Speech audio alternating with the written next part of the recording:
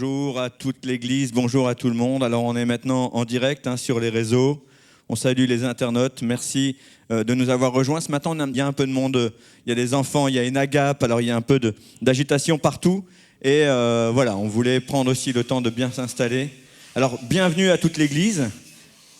Je ne sais pas si vous êtes là ce matin. Merci. Ah d'accord, quand même.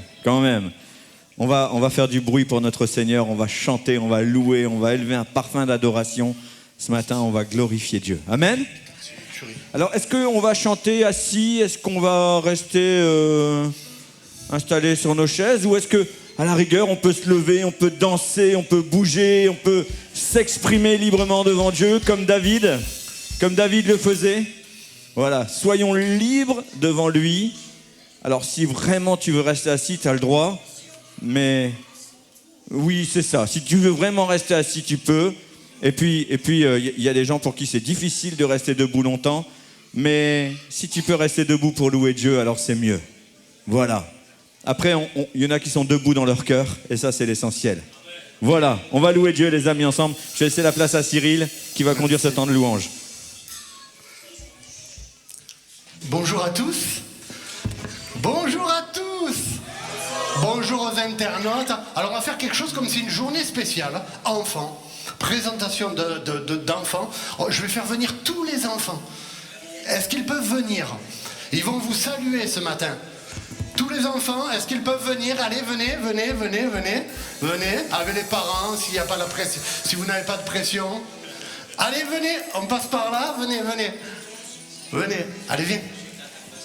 Allez, viens voir tonton.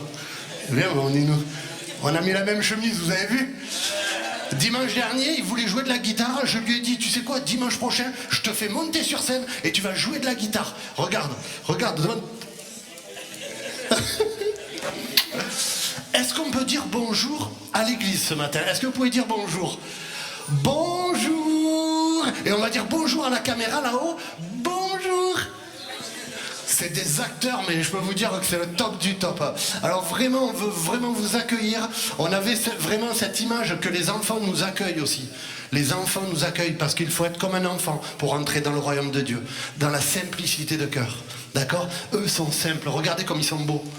Regardez, il n'y a pas de pression, il n'y a pas d'angoisse. Regardez, le trac n'existe pas. Le trac n'existe pas. Voilà, donc vous pouvez retourner à votre place. Merci vraiment. Voilà, on voulait marquer le coup des enfants ce matin. On dit nous, allez viens, tu viens tonton? Allez viens, on redescend tonton.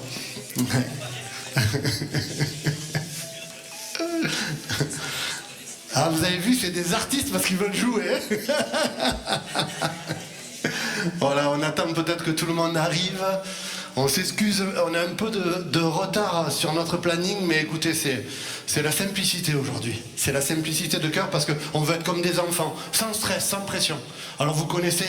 Alors, qui vient pour la première fois? Madame, la première fois, soyez la bienvenue. Votre prénom? Isabella, super. On connaît, voilà. Bienvenue à Isabella. Une autre personne qui vient pour la première fois? Ah, jeune homme, ton prénom? Eddie, bienvenue Eddie. Voilà, sois vraiment le bienvenu. On veut vraiment vous accueillir dignement. Soyez les bienvenus. Voilà, est-ce que vous êtes prêts à venir avec nous louer le grand roi, louer l'éternel, louer le Seigneur des Seigneurs? C'est lui, vous savez, quand il rentre à Jérusalem, je lisais ce passage, tous les gens qui précèdent disent Hosanna, Hosanna, Hosanna, Hosanna au roi des rois, Hosanna au fils de Dieu. Alléluia. Est-ce que ce matin, tu es capable de dire Hosanna? Dis-moi-le. Un peu plus fort?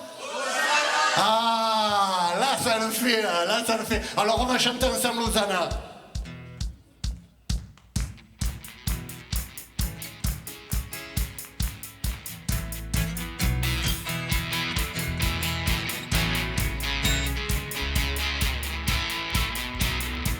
Hosanna.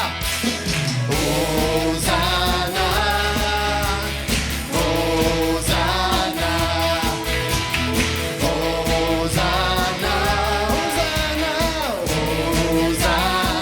Hosanna.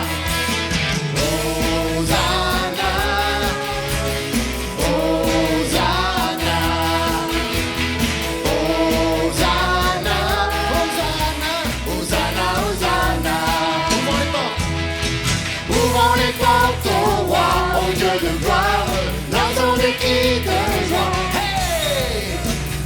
jaillir un chant de victoire.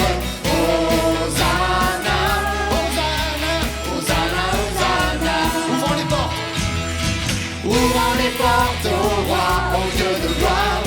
Lançons des cris de joie. Hey! Laissons jaillir un chant de victoire.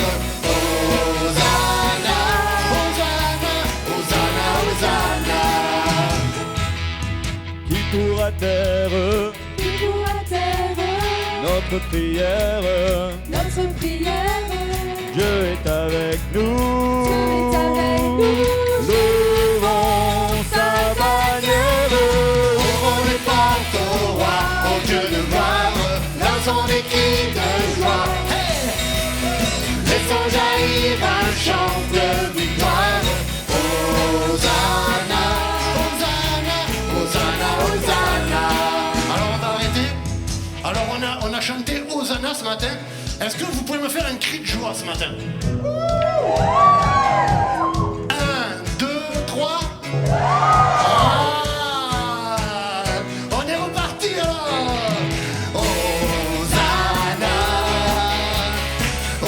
Hosanna, Hosanna, Hosanna, Hosanna, Hosanna. Ouvrons les portes. Ouvrons les portes au roi, au Dieu de gloire. Lançons des cris. Ah oui. Laissons jaillir un chant de victoire.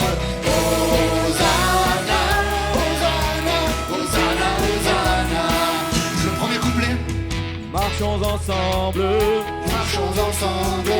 L'ennemi tremble, l'ennemi tremble. Dieu est avec nous. Chassons les ténèbres. Ouvrons les portes au roi, au Dieu de gloire. Lançons des cris de joie. Hey! Laissons jaillir un chant de victoire. Hosanna, Hosanna, Hosanna, Hosanna. Qui pourra taire Qui pourra taire notre prière? Notre prière, Dieu est avec nous. Levons sa bannière. Ouvrons les portes au roi, au Dieu de gloire. Lançons des cris de joie. Hey! Laissons jaillir un chant de victoire. Hosanna, Hosanna, Hosanna, Hosanna. Hosanna, Hosanna, Hosanna.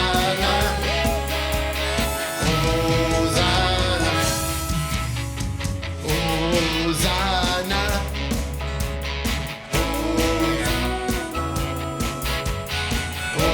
Hosanna, Hosanna, Hosanna.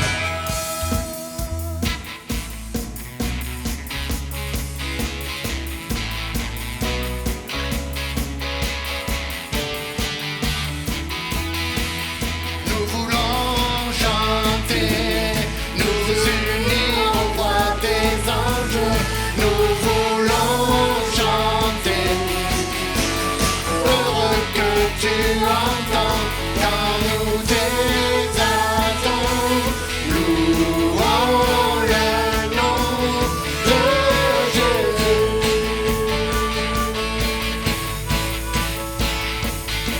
Nous voulons chanter, nous unir au roi des anges. Nous voulons chanter, heureux que tu entends quand nous t'exaltons. Louons le nom de Jésus.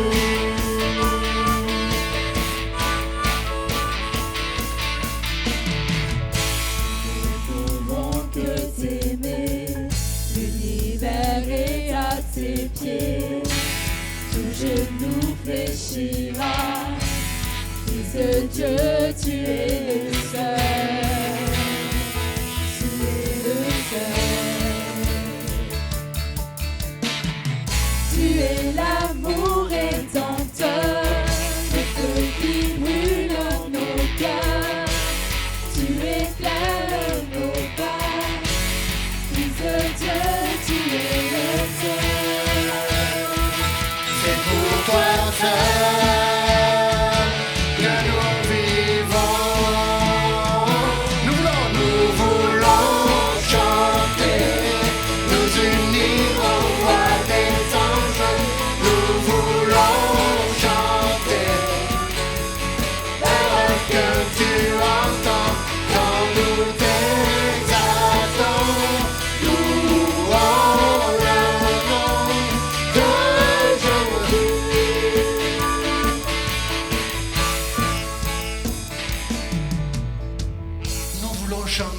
nous unir aux voix des anges. Vous vous rendez compte ce qu'on peut dire ce matin? Vous vous rendez compte qu'est-ce qu'on peut interpréter ce matin? On est unis ce matin aux voix des anges. On veut chanter avec eux ce matin pour glorifier le roi des rois, pour glorifier le Seigneur des seigneurs, parce qu'il est vivant, parce qu'il règne, parce qu'il est puissant. Ton Dieu ce matin est puissant. Et on veut chanter avec les anges ce matin. On va chanter. Nous voulons chanter, nous unir aux voix des anges. Nous voulons chanter, heureux que tu entends quand nous t'exaltons. Louons le nom de Jésus. Nous voulons chanter. Nous voulons chanter, nous unir aux voix des anges. Nous voulons chanter, heureux que tu entends quand nous t'exaltons. Louons le nom de Jésus.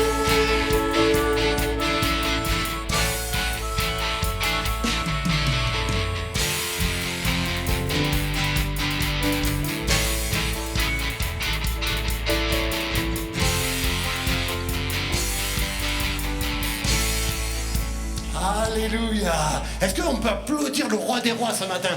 Est-ce qu'on peut proclamer que 2 ou 3 élèvent la voix en disant merci Seigneur, gloire au roi des rois. Alléluia, gloire, gloire. Élevons nos voix ce matin en reconnaissance. Alléluia, Jésus, nous bénissons ton nom parce que tu es un Dieu vivant et victorieux. Gloire, gloire, gloire au roi des rois, gloire, gloire. Alléluia, Jésus, merci Père. Amen, Jésus. Allez, oh, carachi, tu petite espada d'avancer.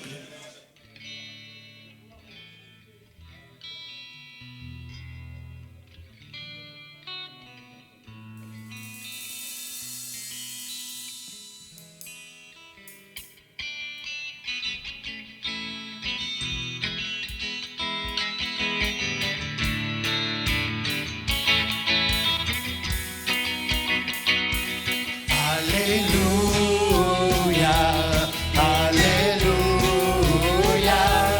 Alléluia, le Seigneur est. Alléluia, Alléluia, Alléluia, le Seigneur tout-puissant est.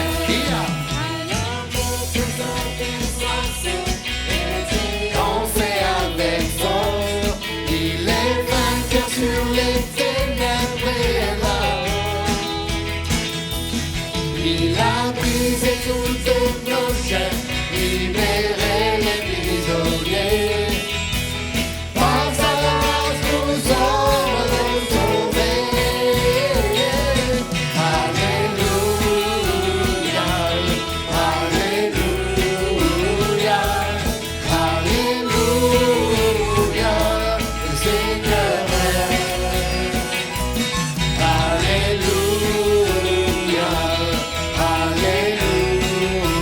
Alléluia, Alléluia, le Seigneur.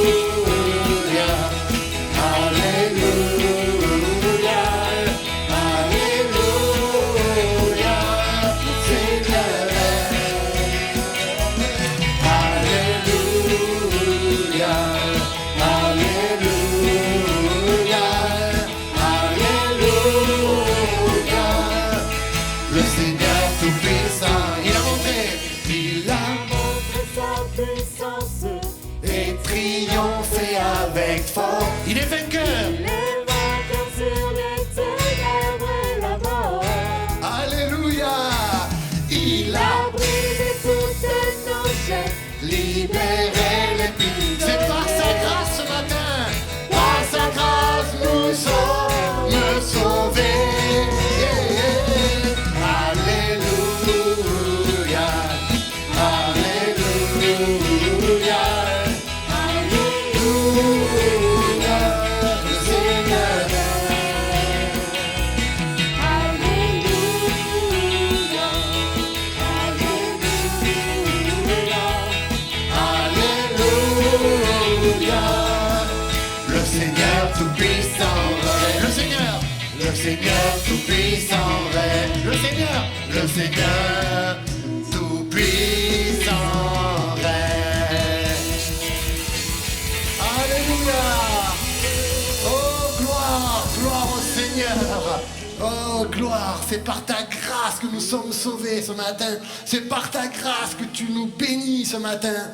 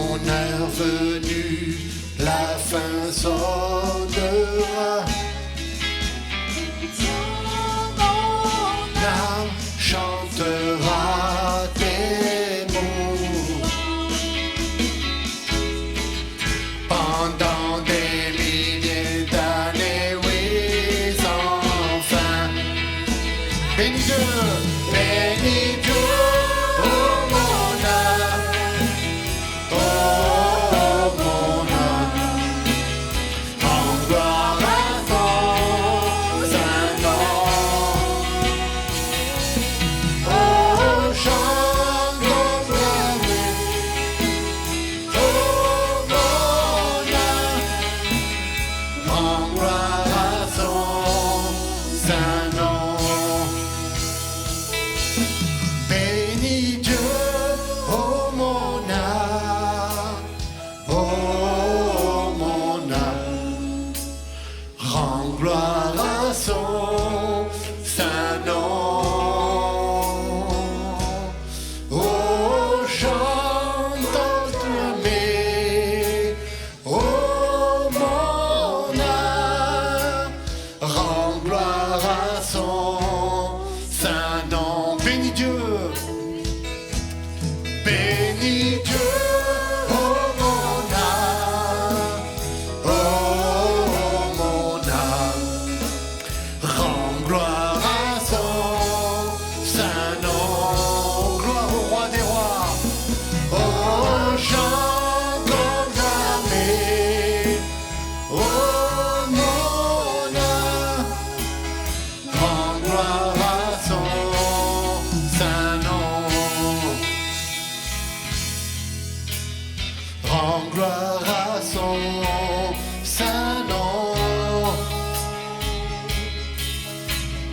Rends gloire à son saint nom, saint nom. Rends gloire à son saint nom, saint nom. Rends gloire à son saint nom. Est-ce qu'on peut reprendre cette partie? Rends gloire à son saint nom, saint nom. Proclame ce matin. Rends gloire à son saint nom. Nous voulons rendre gloire ce matin. Rends gloire à son saint nom. Rends gloire à son saint nom. Proclame-le ce matin et rends gloire à son saint nom. Rends gloire à son saint nom. Une dernière fois. Bénis Dieu, oh mon âme, oh mon âme, rends gloire à son saint nom. Oh, chante comme jamais, oh mon âme, rends gloire à son saint nom. Alléluia, Jésus. Oh Jésus, nous rendons gloire à ton saint nom. Alléluia, Jésus. Gloire, gloire, gloire, gloire, gloire. Ouais, nous rendons gloire à ton saint nom parce que tu règnes. Notre Seigneur règne ce matin. Oh.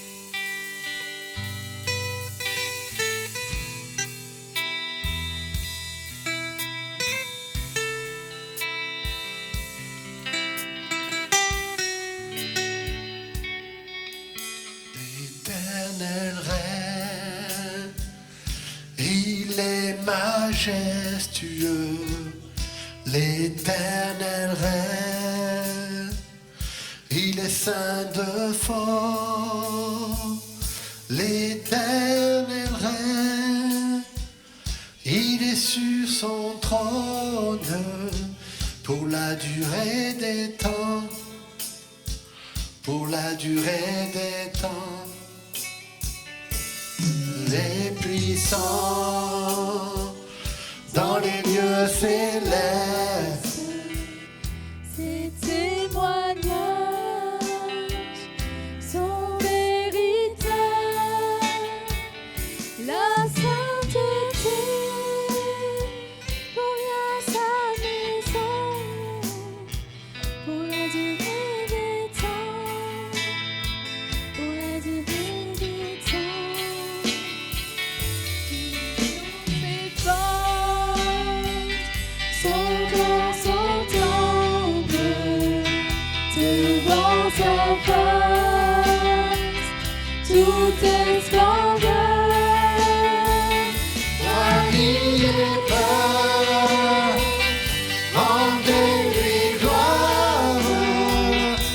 la durée des temps, pour la durée des temps. Puissance et fort, puissance et fort, sont dans son temple, devant sa face, tout est splendeur, famille et peur, honneur et gloire, pour la durée des temps, pour la durée des temps, pour la durée des temps, pour la durée des temps. Nous t'adorons pour la durée des temps.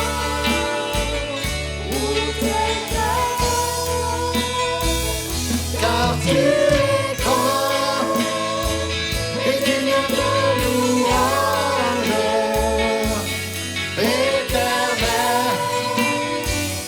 tu as fait les cieux. Amen, amen, oh, oh, amen, alléluia, amen. Amen, amen, amen.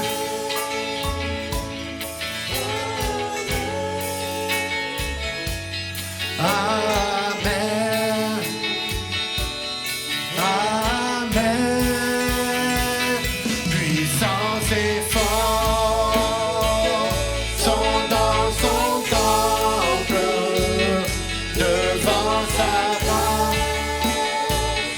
Tout est splendeur, famille et peur, honneur et gloire, pour la durée des temps, la durée des temps, pour la durée des temps, nous t'adorons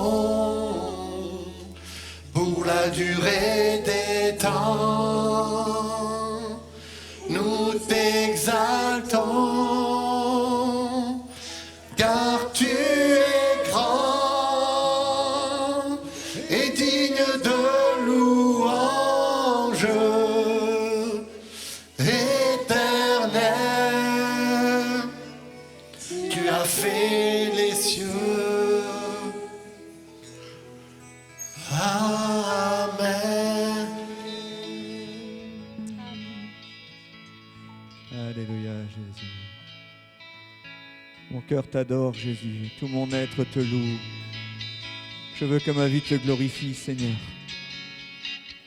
Manifeste encore ta gloire, Seigneur, dans cette assemblée, dans ton Église. Manifeste ta gloire dans la vie de tes enfants, ô Jésus. Nous voulons t'adorer, nous voulons t'élever. Sois glorifié. Sois seul et digne. Sois seul et digne. Alléluia. Alléluia. Oh,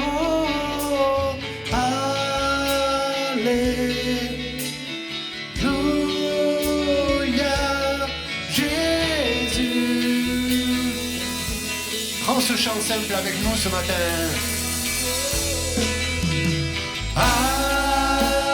Alléluia,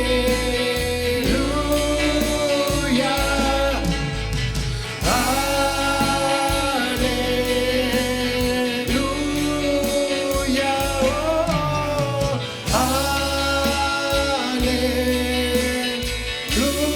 alléluia, Jésus.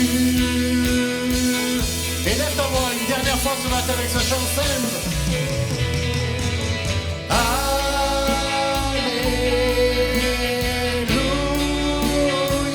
Dieu demande ce matin que tu sois un enfant, que tu redeviennes comme un enfant ce matin. Une simplicité.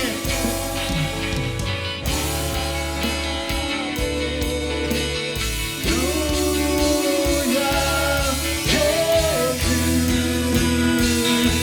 Nous te donnons nos cœurs, nous te donnons nos cœurs.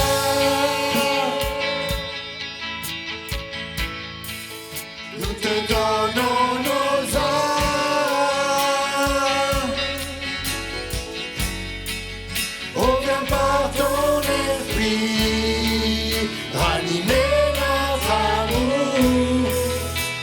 viens changer nos vies. Nous te donnons nos cœurs.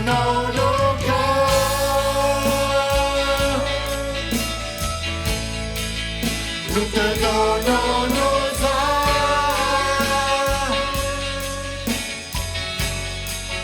Oh, viens par ton esprit, ranimer notre amour. Oh, viens changer nos vies. Nous te donnons nos cœurs. Nous te donnons nos cœurs.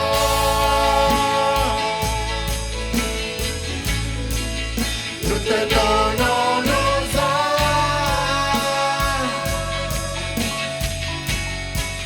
Oh, viens par ton esprit, ranimer notre amour.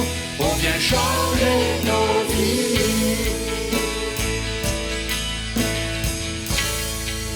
Nous te donnons nos cœurs.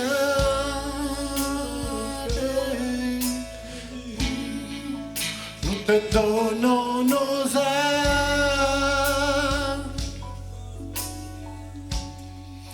Reviens par ton esprit, ranimer notre amour. Reviens changer nos vies. Dieu nous demande ce matin de revenir comme un enfant. Et cet acte de donner son cœur, c'est s'abandonner à lui, s'abandonner à sa parole, s'abandonner à la croix ce matin. Donc si tu veux t'abandonner ce matin, donner toute ta vie à Dieu, à Jésus, abandonne-toi et chante-le comme une prière ce matin. Nous te donnons nos cœurs. Oh, alléluia, Jésus. Viens changer nos vies. Chante-le comme une prière qui t'abandonner son cœur, son âme. Je te donne mon cœur.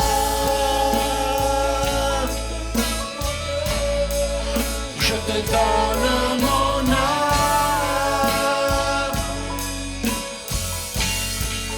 Oh, viens par ton esprit, ranimer mon amour. Oh, viens changer ma vie. Fais cette prière devant Dieu ce matin pour donner ton cœur. Nous te donnons mon cœur. Je te donne mon cœur ce matin.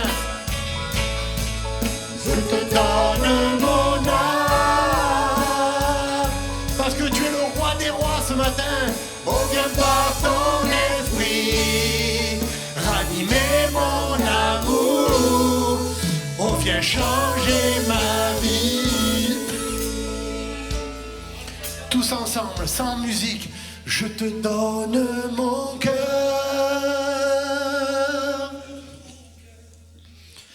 Je te donne mon âme.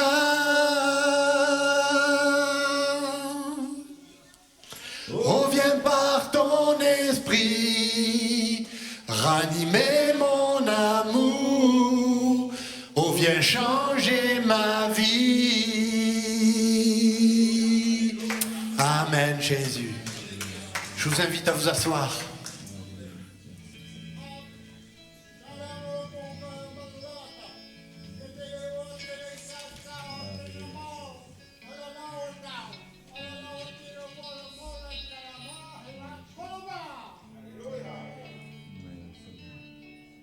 Tout mon être te loue, t'adore, te glorifie, Saint-Esprit.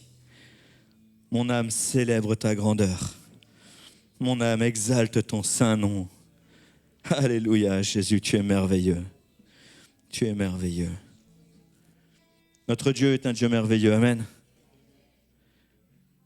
J'aimerais que ce ne soit pas simplement des mots dans nos bouches, même une parole prononcée parce qu'on est ensemble, on est encouragé, mais qu'on puisse le vivre au quotidien, qu'on puisse le vivre tous les jours, à chaque instant dans nos vies, qu'on puisse dire notre Dieu est tellement merveilleux. Je vais encore lui donner ma vie, je vais encore lui donner mon cœur, je vais encore célébrer son saint nom. Alléluia. Gloire à Jésus. Est-ce qu'on peut applaudir le Seigneur, s'il vous plaît? Est-ce qu'on peut applaudir le Seigneur? Tu es tellement merveilleux, Seigneur. Vous savez, ce matin, c'est une matinée particulière parce que on nous a demandé de présenter des enfants à Dieu. Alors, on a eu une présentation il n'y a pas très longtemps, et puis, vous savez, ça donne envie. On se dit, mais moi aussi, j'ai envie que mon enfant soit béni. Moi aussi, j'ai envie que mon enfant soit recommandé à l'Éternel. Et donc, on a eu des demandes, et on va présenter 3 enfants ce matin. On va présenter tout d'abord Kendall et Kaylin. Je ne suis pas trompé sur la prononciation. Hein. Kaylin. Kendall et Kaylin. Et vous savez, certains pourraient se dire, mais c'est tout ce que vous faites pour les enfants, c'est pas quelque chose de plus solennel que ça. Qu'est-ce qu'il pourrait y avoir de plus solennel que de présenter un enfant à Dieu? Qu'est-ce qu'il y a de plus important pour un enfant que d'être mis en relation avec son Créateur? Qu'est-ce que vous voulez faire de plus? Tout le reste, c'est quoi? C'est vanité des vanités, poursuite du vent. L'essentiel, c'est que cet enfant se dise, mais oui, je suis pas juste l'objet du désir de mes parents. J'ai été désiré par Dieu. Le roi David dit, je n'étais qu'une masse informe que déjà, ô Éternel, tu me voyais. Tu m'as fait dans le sein de ma mère, tu m'as tissé. Et je te loue de ce que je suis une créature si merveilleuse. Est-ce qu'on peut considérer que nous sommes des créatures merveilleuses? Il n'y a pas beaucoup d'amen. Hein. Faudrait vous aimer un peu plus, mes amis. Parce que Dieu dit que tu es une créature merveilleuse. Dieu dit que tu es une créature merveilleuse. Est-ce que tu es conscient que tu es une créature merveilleuse? Tu as de la valeur à ses yeux, tu as du prix. Dieu a donné son Fils pour toi. Et il t'a tout donné. Il t'a tout donné. À tel point qu'un tout petit dérèglement était malade. Mais tu es une créature merveilleuse. Dieu t'a façonné dans le ventre de ta mère. Il t'a fait tel que tu es. Et pour lui, tu es merveilleux, tu es merveilleuse. Et c'est ce que nous voulons dire à Dieu ce matin. On veut le remercier d'avoir confié à ses familles des bébés aussi précieux, des créatures aussi merveilleuses. Qui sommes-nous pour mériter cette grâce de Dieu? Vous savez, certains pensent que avoir un enfant, c'est facile. Quoique, il y a des personnes pour qui c'est une énorme difficulté. On est d'accord. Mais pour ceux qui en ont, ils pensent que c'est facile. Rien n'est jamais facile avec les enfants. Parce que même s'ils nous donnent des difficultés, souvenons-nous d'abord de notre responsabilité vis-à-vis d'eux. Nous devons être des modèles pour eux. D'ailleurs, les premiers modèles qu'ils ont, ce sont leurs parents. Ce sont les parents. Et c'est pour ça que quand on va présenter ce matin les enfants, on va également prier pour la famille. Et nous prierons pour l'Église, afin que chacun d'entre nous prenne sa part de responsabilité dans l'élévation spirituelle de ses enfants. On n'a pas à intervenir dans l'éducation, ça c'est le rôle des parents. Mais l'élévation spirituelle, faire en sorte que ces enfants aient faim et soif de Dieu, parce que notre relation personnelle avec Dieu donne envie. C'est ça que nous voulons. Moi, je n'ai pas envie que mes enfants me disent « Papa, j'ai pas envie d'aller à l'église, t'as vu comment ils sont les gens ?» On plaisante, mais combien de fois c'est arrivé? Combien de fois c'est arrivé? Et c'est tellement triste. Alors, bien sûr, parfois les gens sont durs avec nos enfants parce que nous, on ne les éduque pas comme on devrait le faire. Alors les gens prennent un peu leurs aises, on va dire. Ça ne nous plaît pas, mais si nous le faisions, les autres n'auraient pas à le faire pour nous. Cela dit, moi je me réjouis d'une chose. Vous savez, la semaine dernière, j'étais en repos. Et j'avais dit à mes enfants, allez, dans quelle église on va cette semaine? Je suis en repos, on peut visiter une église. Et moi, ils m'ont dit, oh non, si c'est pas Marguerite, nous on veut la Marguerite. Vous n'imaginez pas à quel point ça a réjoui mon cœur.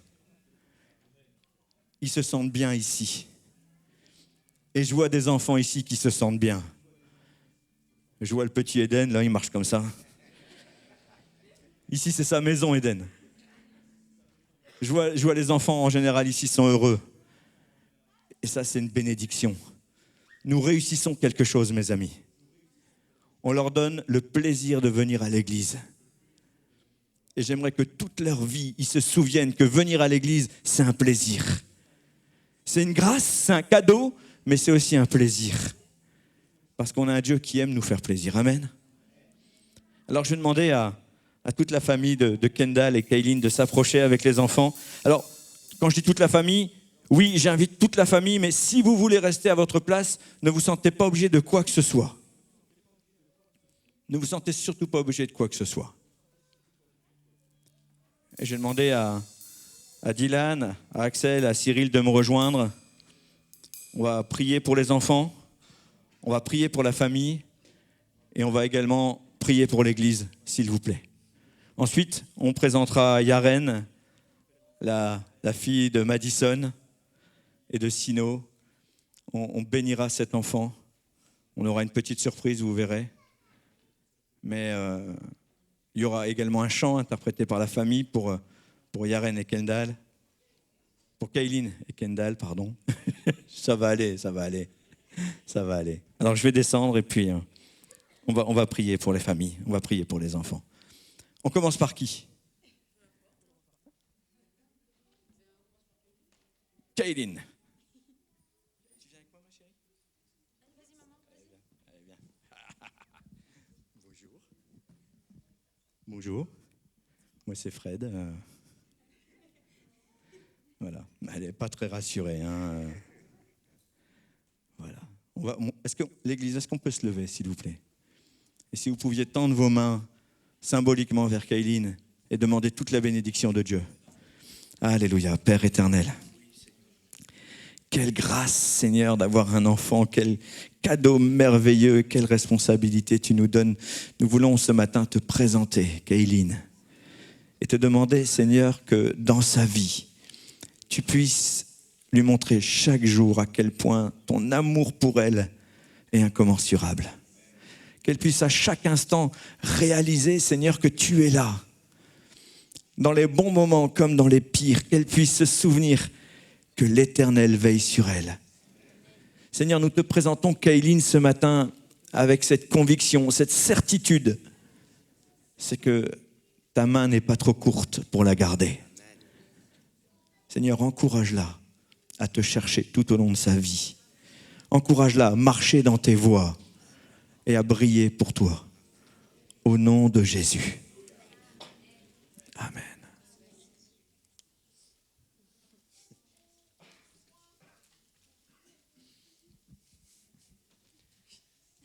Tu viens avec moi?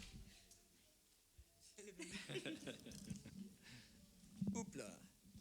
Oh, dis donc, une belle robe de princesse. Je vais essayer de ne pas la froisser. Alléluia. Ça va? Moi, c'est Fred. Toi, c'est? Kendall. Seigneur, merci pour Kendall. Merci pour ce bel enfant, Seigneur. Seigneur, nous te sommes vraiment reconnaissants, infiniment reconnaissants. Parce que déjà dans le ventre de sa mère, tu l'as tissé, tu l'as façonné. Et Seigneur, tu avais préparé, avant qu'elle ne naisse, un livre dans lequel tu as écrit tous les jours de sa vie. Seigneur, nous te rendons grâce, te rendons toute la gloire, te rendons toute notre admiration de l'œuvre que tu t'apprêtes à faire dans la vie de cette petite, Seigneur. Seigneur, nous te présentons Kendall avec cette assurance que toi, l'Éternel, tu as un regard sur sa vie. Manifeste toute ta grâce à son égard. Et Seigneur, de la même manière, je te demande au nom de Jésus de l'aider à garder ses pas dans tes traces, à marcher dans tes voies, à ne pas s'en éloigner, même quand les moments seront difficiles, qu'elle puisse se souvenir que l'Éternel est son Dieu, que Jésus est son Sauveur, que le Saint-Esprit est son consolateur et son conseiller. Manifeste toute ta grâce dans la vie de cette petite, au nom de Jésus. Amen.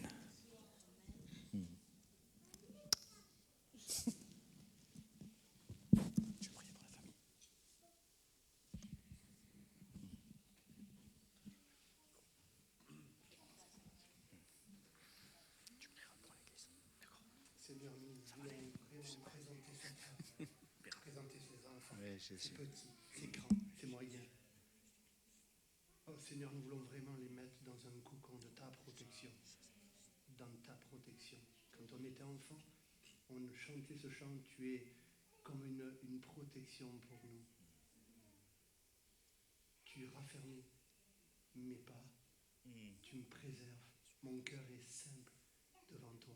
Seigneur, vraiment, je proclame une bénédiction sur cette famille, une protection sur cette famille dans le nom de Jésus, Seigneur. Que tout ce qui peut freiner cette famille disparaisse dans le nom de Jésus.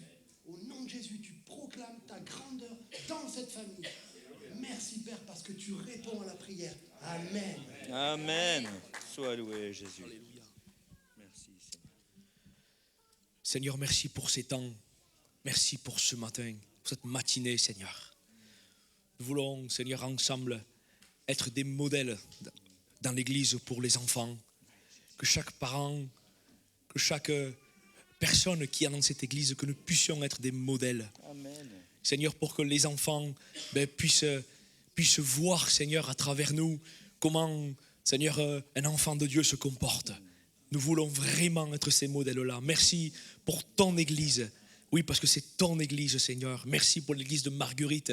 Je te prie de bénir chaque personne ce matin qui sont venues.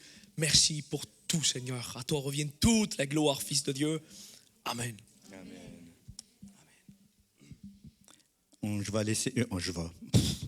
Je vais laisser la famille interpréter un chant pour ces petites filles. Et puis ensuite, on présentera Yaren.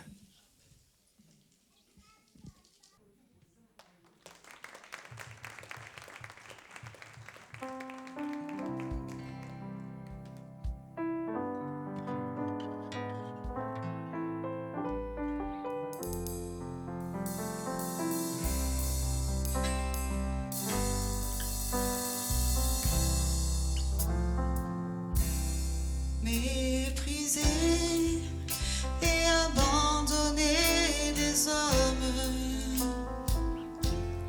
homme de douleur et habitué à la souffrance, semblable à celui dont on détourne le visage. Nous l'avons dédaigné, nous n'avons fait de lui aucun cœur. Cependant, ce sont nos souffrances qu'il a portées. C'est de nos douleurs qu'il s'est chargé. Et nous l'avons considéré comme puni, frappé de Dieu et humilié. Non pas à nous, Éternel, non pas à nous, non pas à nous, Éternel, non pas à nous, mais à ton nom, nous donnons gloire, non pas à nous, mais à ton nom nous donnons gloire. il a été maltraité et opprimé, et il n'a point ouvert la bouche, semblable à un agneau qu'on mène à la boucherie, à une brebis muette devant ceux qui l'attendent. Il s'est livré lui-même à la mort. Il a été mis au nombre des malfaiteurs. Il a porté le péché de beaucoup d'hommes, et il a intercédé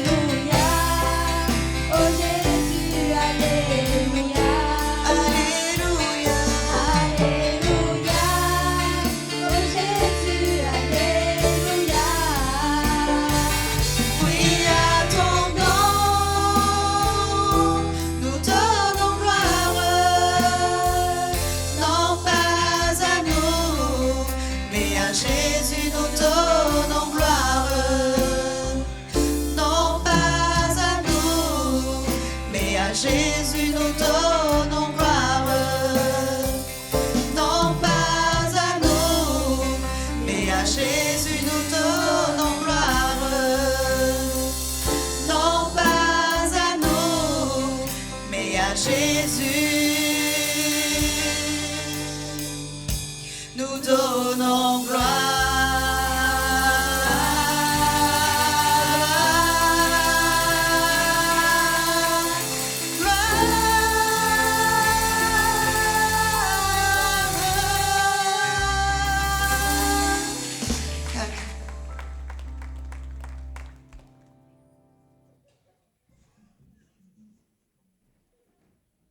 Merci beaucoup. Je n'ai pas entendu applaudir. Ah ouais, merci beaucoup. Je ne vous cache pas qu'elles étaient vraiment stressées, tendues. Elles aiment chanter, ça se voit, hein, ça s'entend. Mais c'était une occasion vraiment particulière et c'était rempli de tension et d'émotion. Voilà. On va présenter Yaren. Et avant de présenter Yaren, j'aimerais qu'on puisse diffuser une courte vidéo, s'il te plaît. Tu l'as la vidéo, hein? Elle est prête, hein? Voilà. N'oubliez pas de mettre le son, parce que sinon on n'entendra rien. Et puis, voilà. Mario ne pouvait pas être là avec nous ce matin, alors il nous a fait ça. Bonjour les frères et sœurs de toute l'église, mon pasteur, à tout le monde, voilà. Comme vous savez, je viens d'arriver en tournée, on est au Mexique et on est parti pour 1 mois. Je pense beaucoup à vous, vous manquez déjà. Voilà, aujourd'hui c'est un grand jour, c'est la présentation de ma petite fille, Yaren. Et je suis très content de ça et encore merci l'église, encore merci Fred et toute l'église, je ne peux pas citer tous les noms. Voilà, franchement je suis très content, je suis très fier. Surtout que ma famille s'approche, que ma fille Madison vienne à l'église, que mes enfants, que ma femme aussi. Voilà, vous allez... Franchement, pour moi, c'est ce que je demandais depuis longtemps. Vous saviez, quand je venais ici, j'étais seul à l'église. Mais ma prière, c'était ça. Que toute ma maison se convertisse, comme dit la parole. Moi et ma maison serviront l'Éternel. Voilà, cette parole, moi, je m'y accroche. Et je sais que c'est la vérité. Comme vous savez, les frères et sœurs. Le bon choix, c'est Jésus-Christ dans une vie. C'est le truc qu'on doit faire. Voilà, chaque être humain sur terre doit se convertir à Jésus. Voilà. Je ne vais pas prendre plus de temps, parce que les choses principales vont arriver, la présentation de Yaren, et après, la paella de Nena. Ça rime aussi, vous savez. Et franchement, pas pourquoi c'est ma femme, alors elle est très très bonne.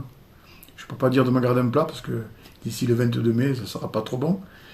Mais voilà, je sais que vous allez vous régaler. Encore merci Fred, merci à tout le monde. Merci à tous les frères et aux sœurs de l'église de prier pour moi, parce que je suis parti 1 mois quand même, et vous savez, il y a la tentation, il y a tout. Voilà, mais je rassure, on ne bouge pas, on prie, on prie, on prie. Voilà, je vous embrasse tous, que Dieu vous bénisse. Voilà, vous l'avez entendu, il est parti pour 1 mois. Il reviendra le 22 mai, donc priez pour lui. Vous savez, quand il dit prier pour moi, c'est bien sûr les tentations, mais aussi il veut être un modèle et je vous encourage à prier pour ça. Parce que parfois c'est compliqué de garder une ligne et Mario aime tellement Dieu. Voilà. Donc je compte sur vous, l'église. Hein, il est loin de la famille, loin de l'église, mais nous on est proche de lui par nos prières. Amen. Alors je vais appeler Yaren, Madison et la famille. Il y a Mario Junior aussi qui est là. Si ton épouse veut s'approcher, venez, hein, n'hésitez pas. Sentez-vous libre. La tati, venez. Tout le monde, si vous voulez. Personne n'est obligé, mais approchez-vous. Et on va présenter Yaren ensemble. Bonjour mademoiselle. Bonjour mademoiselle. Voilà, elle m'a accroché. Oui, voilà, ça fait plaisir. Hein. Tu viens avec moi? Hop, là-bas. Hop là. Bonjour. Ah ouais, c'est la petite fille de Mario. Hein. Voilà, on va prier ensemble, l'église. Est-ce qu'on peut se lever, s'il vous plaît? Et puis après, je demanderai à Axel de prier pour la famille de Mario et pour la famille de Yaren. Seigneur, nous te bénissons et nous te rendons grâce pour cette petite fille. Merci, Seigneur, de poser ta main d'amour sur elle, de veiller, Seigneur, sur chacun de ses pas. Seigneur, nous savons que la vie n'est pas un long fleuve tranquille, mais nous savons, Seigneur, que quand tu es dans notre barque, alors on n'a rien à craindre. Parce que toi, tu es celui qui apaise les tempêtes, tu es celui qui marche sur l'eau, tu es celui qui ne nous laisse jamais seuls. Et quand bien même, Seigneur, il y aurait des tempêtes, quand bien même il y aurait des moments creux, Seigneur, quand tu es là, alors on n'a rien à craindre. Je te demande de mettre toute ta paix, toute ta grâce, toute ta joie dans cette petite fille. Seigneur, que toute sa vie, elle puisse briller pour la gloire de Jésus. Merci de te manifester à elle, Seigneur, dès son plus jeune âge, afin que tous les enseignements qu'elle recevra, elle puisse les garder, Seigneur, jusqu'au temps les plus âgés. Seigneur, nous te présentons Yaren avec cette assurance, avec cette certitude que tu veilles sur elle. Merci, Père, pour les choses que tu as préparées d'avance. Manifeste toute ta grâce. Amen. Alléluia, Seigneur. Merci pour ta grâce sur cette famille, sur Yaren et toute sa famille, sur la famille de Mario. Seigneur, ta parole nous dit, si l'Éternel ne bâtit la maison, celui qui bâtit, c'est en vain qui le bâtit. Seigneur, je te prie pour que cette famille, vraiment que la maison puisse être bâtie sur le roc, sur Jésus. Seigneur, que tu puisses être le gouvernail de leur vie. Seigneur, merci. Seigneur, merci vraiment que chacun puisse connaître ton amour, que chacun puisse vraiment avoir une expérience personnelle avec toi, Jésus, et connaître la hauteur, la largeur, l'amour de Dieu manifesté en Christ pour eux. Seigneur, merci. Merci pour cet amour. Seigneur, cet amour qui est plus haut que les montagnes, Seigneur, plus haut que le Mont Blanc, plus profond que l'océan Indien, Seigneur, que la Méditerranée, que vraiment qu'ils puissent goûter à ton amour. Je te demande de les garder dans le nom de Jésus, de les préserver de tout mal. Seigneur, merci. Merci, Seigneur, pour cette famille que tu transformes. Et vraiment, je te rends gloire pour les belles choses que tu vas faire dans cette famille, dans la famille de Madison, dans la famille de Mario. Seigneur, merci. Seigneur, merci. Merci parce que tu es un Dieu de miracles. Et vraiment, je veux proclamer des belles choses sur leur vie. Au nom de Jésus, pour la gloire de notre Seigneur Jésus-Christ. Amen. Amen. Sois béni. Amen. Et de la même manière, l'Église, soyons des modèles pour cette petite fille. Amen. Amen. Tiens. Au revoir. T'as vu ça? Aucun n'a pleuré. Magnifique. Est-ce qu'on peut les applaudir, s'il vous plaît? On applaudit les familles et on bénit Dieu. On bénit Dieu pour ces cadeaux merveilleux. Alléluia. Gloire à Jésus. Je vais vous partager ce que le Seigneur a mis sur mon cœur quand Cyril aura fini de jeter les micros à terre.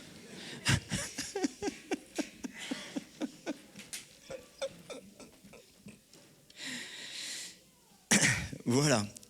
Qui était là la semaine dernière?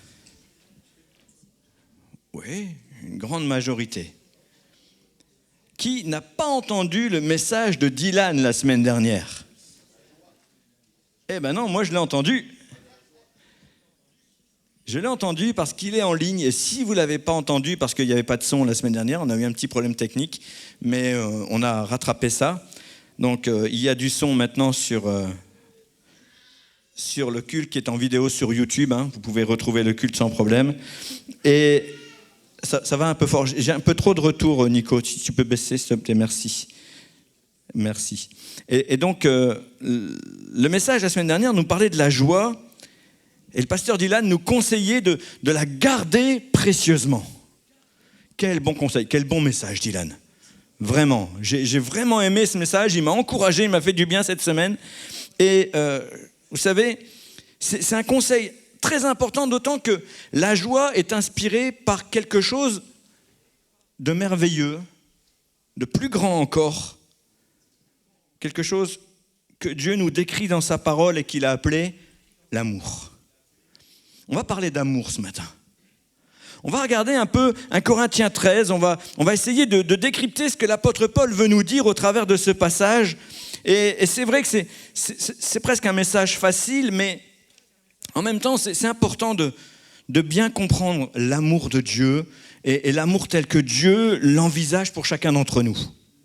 Et l'apôtre Paul commence comme ça dans 1 Corinthiens 13. Alors j'ai pris la version Summer, si tu veux projeter. 1 Corinthiens 13, on va lire tout le chapitre, mais on va commencer juste par le verset premier.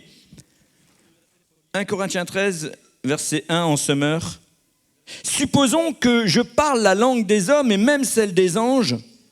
Si je n'ai pas l'amour, Je ne suis rien de plus qu'une trompette claironnante et une cymbale bruyante.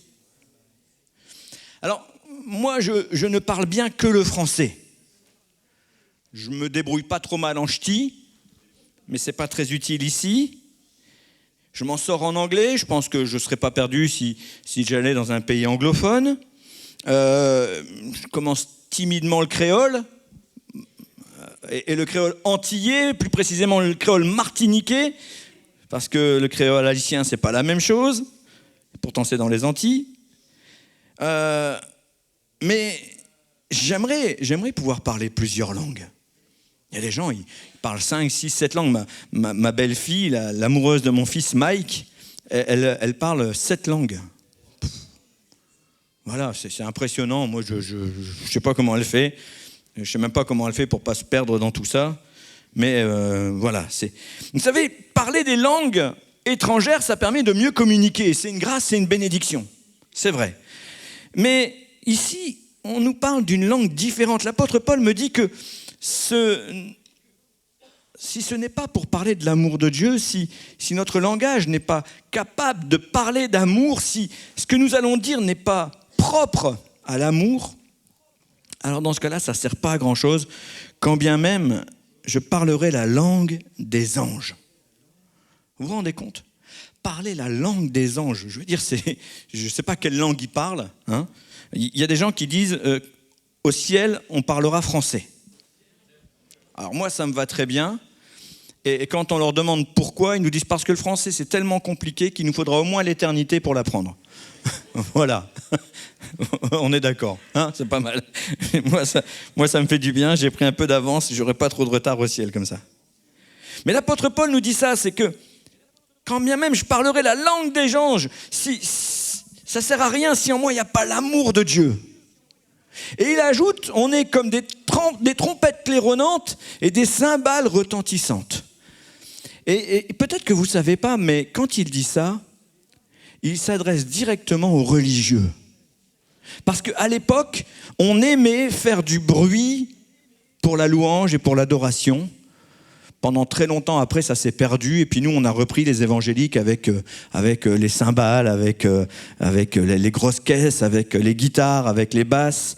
On a repris tout ça, mais là, il s'adresse aux religions et plus particulièrement même au judaïsme. On trouve dans le psaume 150, on voit louer l'Éternel, louer Dieu dans son sanctuaire, louez-le dans l'étendue où éclate sa puissance, louez-le pour ses hauts faits, louez-le selon l'immensité de sa grandeur, louez-le au son de la trompette, louez-le avec le luth et la harpe, louez-le avec le tambourin et avec des danses, louez-le avec des instruments à cordes et des chalumeaux, louez-le avec des cymbales sonores, louez-le avec des cymbales retentissantes.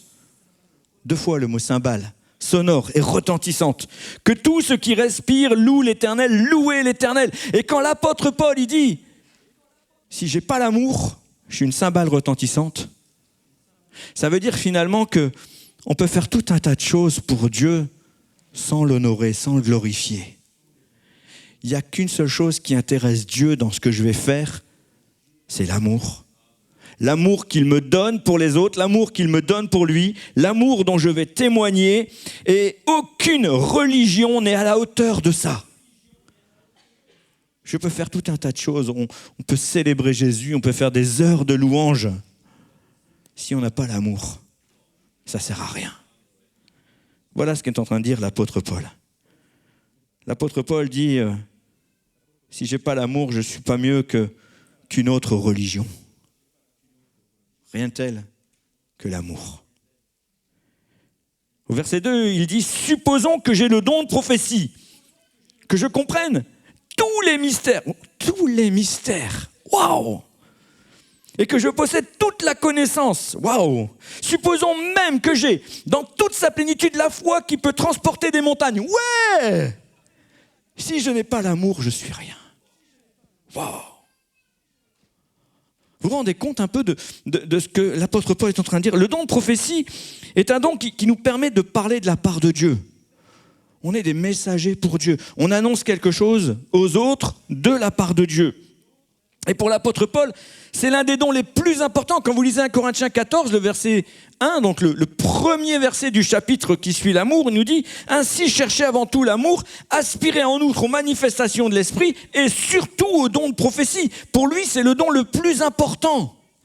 Que les gens autour de nous, hommes, femmes, enfants, vieillards, puissent entendre des conseils de la part de Dieu. C'est ce qu'il y a de plus merveilleux pour encourager des gens. Mais si je le fais sans amour, je suis rien. Vous vous rendez compte? Parce que Dieu est amour. Quand Dieu dit quelque chose, il faut que ça sente l'amour. Si ça sent le reproche, si ça sent la colère, si ça sent l'amertume, Dieu dit, t'es passé à côté du message que je voulais te donner. Ah, t'as peut-être dit tout ce que je voulais donner, mais ton cœur n'était pas juste. Et c'est pas uniquement vrai pour le pasteur, c'est vrai pour chacun d'entre nous. Quand on a quelque chose à dire à quelqu'un, assurons-nous que ce soit assaisonné d'amour tout le temps. Parce que s'il n'y a pas d'amour, moi j'ai la conviction qu'on peut tout dire s'il y a l'amour. Il faut juste qu'il y ait l'amour. S'il n'y a pas l'amour, dans ce cas-là, il vaut peut-être mieux se taire. Parce qu'on perd notre temps. Il dit, si même je sacrifiais tous mes biens, au verset 3, et jusqu'à ma vie pour aider les autres, au point de pouvoir m'en vanter, si je n'ai pas l'amour, ça ne me sert de rien. Ici, il conclut sa démonstration en disant finalement que je pourrais tout donner, même en devenir un martyr. C'est quand même fort. Je veux dire, Étienne, c'est le premier martyr, c'est fort, quoi. Et l'apôtre Paul sait de quoi il parle. Il était présent à la lapidation d'Étienne. Mais j'ai cette conviction que quand il était présent à la lapidation d'Étienne, il a été frappé par l'amour de cet homme. Il a même été choqué de se dire, mais... Et c'est d'ailleurs la raison pour laquelle il est devenu si dur envers le christianisme après. Parce que si Étienne avait été un tiède, si Étienne avait été un homme qui était en bas en train de dire oui, allez-y, lapidez-moi, bande de lâches, et puis il avait commencé à insulter les gens, quel témoignage il aurait donné? Ah bah oui, ces gens-là sont manipulés par une idéologie, mais ce sont que des hommes, après tout. Ce sont que des hommes. On va laisser la justice faire son travail. Mais là, l'apôtre Paul, il était dérangé parce que des hommes et des femmes, des concitoyens, des juifs, des hommes et des femmes qu'il aimait, lui qui était devenu pharisien, qui avait donné toute sa vie pour apprendre le pharisaïsme, lui qui était un adorateur de Dieu selon la loi. Il voit ces hommes et ces femmes qui vont jusqu'au bout, sans larmes, sans regrets, sans tristesse, juste avec de l'amour. Il se dit, mais cette idéologie, elle va pourrir mon peuple. C'est la raison pour laquelle il devient aussi virulent. Parce que là, il y a un gros danger. Et il faut toute la grâce de Jésus pour transformer sa vie et qu'il se rende compte que rien ne vaut Jésus. Aucune religion, aucune loi, aucun texte n'est supérieur à Jésus. Et là, l'apôtre Paul, quand il a compris que ce qui se manifestait dans la vie d'Étienne était supérieur à toute pensée, à toute idéologie, il s'est dit, moi, je veux cet amour-là. Et là, il le dit, quand bien même je donnerai toute ma vie, ça ne servira à rien, parce que si je n'ai pas l'amour, je perds mon temps. D'abord, il dit, je suis une cymbale qui résonne, je fais du bruit pour rien. Et puis après, il dit, je ne suis rien. C'est-à-dire que Dieu ne va pas accorder d'importance à un ministère, quel qu'il soit, hein. Je ne parle pas des 5 ministères dont forcément, n'importe quel ministère. Dieu ne va pas accorder d'importance à un ministère qui n'a pas l'amour finalement, parce qu'il va dire, cela ne sert à rien. C'est ça qu'il est en train de dire l'apôtre Paul. Tout ce que je peux faire, ça peut éblouir les hommes. Ça peut mériter les applaudissements. Mais si j'éblouis pas Dieu, à quoi ça sert ? Parce qu'on ne peut pas mentir à Dieu. Il sonde le cœur et les reins. C'est lui qui regarde ce qui se passe dans notre vie. Notre amour, c'est la seule chose qui va toucher le cœur de Dieu. Et j'ai entendu tellement de conseils donnés durement, reçus péniblement, même dans l'Église. Combien de fois j'ai entendu des paroles de jugement sur la vie des gens et je m'empressais après de reprendre, alors toujours discrètement parce qu'on ne fait pas ça publiquement, mais de dire parle avec plus d'amour. Parle avec plus d'amour. Ce que tu dis est vrai. Ce que tu dis est vrai, mais c'est tellement mal dit. Il y a moyen de faire ça autrement. Et puis après avoir dit tout ça, après avoir parlé de nos actions sans amour qui étaient inutiles, l'apôtre Paul va nous dire ce qu'est l'amour. Ça, c'est vraiment un texte merveilleux. L'amour est patient. Il est plein de bonté, l'amour. Il n'est pas envieux. Il ne cherche pas à se faire valoir. Il ne s'enfle pas d'orgueil. Ça, c'est le verset 4. Patience, bonté, ce sont des fruits de l'esprit que nous trouvons dans Galates. Je ne vais pas trop m'éloigner du texte et on ne va pas rester dessus, mais Galates 5, 22 nous dit le fruit de l'esprit, c'est l'amour, la joie, la paix, la patience, l'amabilité, la bonté, la fidélité, etc. Vous lisez le verset suivant. Mais ce qu'on voit surtout, c'est que l'amour est la manifestation du fruit de l'esprit. C'est le premier. Le fruit de l'esprit, c'est l'amour. La joie, la paix, la patience, l'amabilité, la bonté, la bénignité, etc. C'est pour l'apôtre Paul quelque chose d'important. Rappelons ici qu'il parle aux Corinthiens. Les Corinthiens, c'était des Grecs. Et vous savez, les Grecs avaient cette réputation d'être jaloux, d'être orgueilleux. Ils aiment se montrer en public, souvenez-vous, ils aiment bien aller dans les amphis et puis faire de la philosophie comme ça à voix haute. Ils parlent, il faut que tout le monde les entende, il faut qu'ils se montrent, ils sont toujours habillés en blanc, ils cherchent la gloire. Et finalement, ce sont quelques défauts qu'on retrouve encore parmi nous. Alors, pas à Marguerite, bien entendu. On est d'accord. Pas à Marguerite, il n'y a pas ça ici. Mais en France, peut-être que on peut trouver ce genre de défauts. Et il est bon de rappeler quand même que le fruit de l'esprit que Dieu place en nous conduit dans une direction opposée à tout ça. À ne pas chercher à se faire valoir, à ne pas chercher l'orgueil, à ne pas chercher, au contraire, à chercher l'humilité, à chercher la rigueur aussi dans notre comportement, être juste. Ça, c'est le fruit de l'esprit qui est en nous. Quand je parle d'humilité, attention, je ne parle pas de fausse humilité ou je ne parle pas d'humiliation non plus. Je ne parle pas d'esprit d'infériorité. L'humilité, ce n'est pas se diminuer.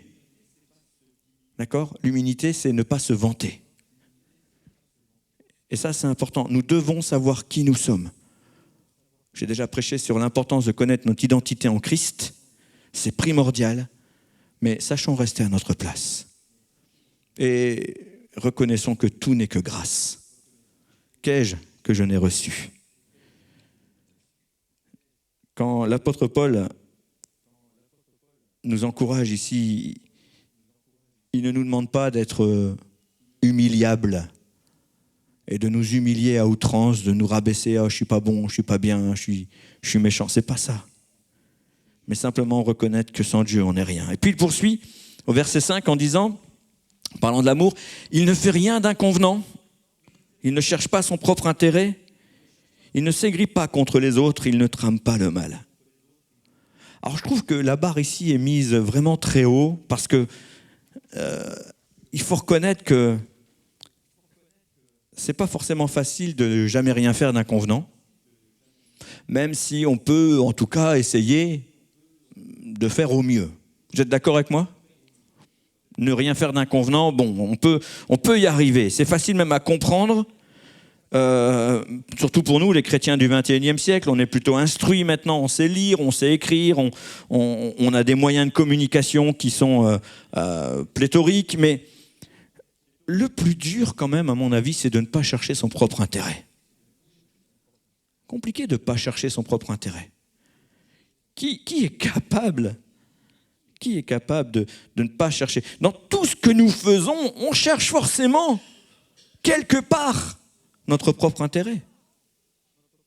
Ne serait-ce que pour avoir la joie d'entendre Dieu nous dire « Entre bon et fidèle serviteur ».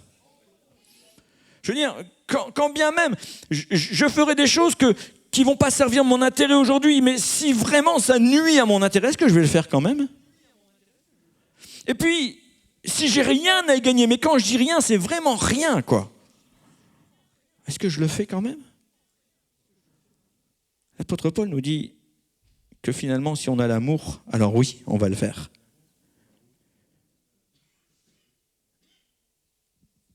Vous savez, ne pas chercher son propre intérêt, ça ne veut pas dire s'oublier soi complètement, ça ne veut pas dire ça. Mais ne pas chercher son propre intérêt, ça veut dire rechercher d'abord l'intérêt de l'autre. C'est ça l'important. Dans ce que tu fais, est-ce que si tu dois reprendre quelqu'un, est-ce que tu le reprends parce que ça va servir ton intérêt, ton image, ton église, etc. Ou est-ce que tu le reprends parce que lui, ça peut le mener à salut, ça peut être salutaire pour sa vie. Et peu importe ce qu'on va penser de toi après, peu importe ce qu'on dira de toi, est-ce que tu es en train d'apporter une parole de salut? Est-ce que dans ton amour pour cette personne, tu es capable d'oublier ce qui pourrait te faire du bien, ce qui pourrait même te faire plaisir?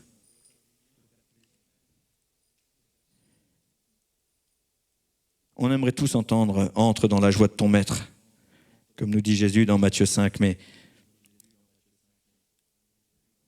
cherchons d'abord l'intérêt général, l'intérêt de l'autre. Ça ne veut pas dire s'oublier soi, hein, jamais.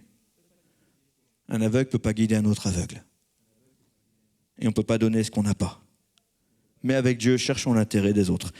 Le verset 6 nous parle de l'injustice qui l'attriste, de la vérité qui le réjouit.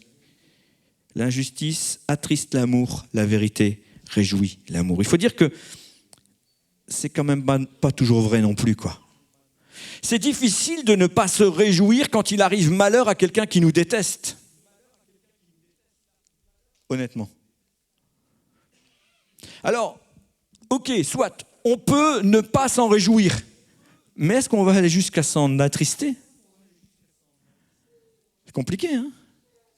Vraiment, la barre est mise très haute ici, parce que l'apôtre Paul, quand il nous dit ça, il est en train de nous prendre à revers, quoi. On se dit, mais l'amour, c'est tellement puissant, c'est tellement difficile. Qui s'est jamais réjoui des difficultés de son adversaire?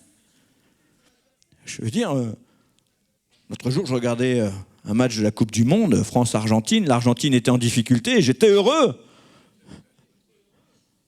Ben oui. Alors, ce n'était pas mes adversaires directs, hein, on est d'accord. Et puis, c'est que du sport. C'était juste histoire de vous faire sourire aussi un peu. Mais n'empêche, on est comme ça, quoi. Quand vous voyez le gardien de l'équipe adverse qui se blesse et qui doit sortir, vous dites « Oh, super, le deuxième, il est nul !» Ben, c'est vrai.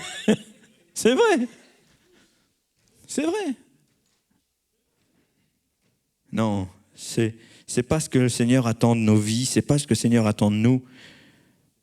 Il ajoute, l'amour ne s'aigrit pas contre les autres, il ne trame pas le mal, l'injustice l'attriste, la vérité le réjouit. Je suis sûr que toutes les vérités ne sont pas forcément bonnes à entendre. Et je n'ai pas dit bonnes à dire, j'ai dit bonnes à entendre. Parce qu'elles ne font pas toujours plaisir. Pas toujours. J'en veux pour preuve que même parfois, au travers d'un message, je peux vous déranger. Et pourtant, si c'est la parole de Dieu qui le dit, c'est la vérité. Ça ne fait pas toujours plaisir à entendre. Quand on insiste sur la sanctification, quand on insiste sur l'éducation, quand on insiste sur la bienséance, quand on insiste sur des choses sur lesquelles on ne devrait pas insister, ça nous dérange parce qu'on n'a pas envie de les entendre. Et pourtant, quand Dieu nous demande de le faire, alors il faut le faire. C'est la raison pour laquelle il faut toujours le faire avec amour. Parce que si c'est fait sans amour, alors ça ne portera pas de fruits. Quant à l'injustice, ça reste vraiment un sujet subjectif. L'injustice, c'est quoi? C'est l'injustice pour qui? Pourquoi? Quand c'est nous qui sommes responsables, on est content que la justice se trompe et qu'elle nous donne parfois raison. Oui ou non? Bah oui. Un jour, je me suis fait flasher et le gendarme m'a arrêté et son appareil n'a pas fonctionné La justice n'a pas été faite. Je me suis réjoui, hein. Ben oui, il y a de quoi.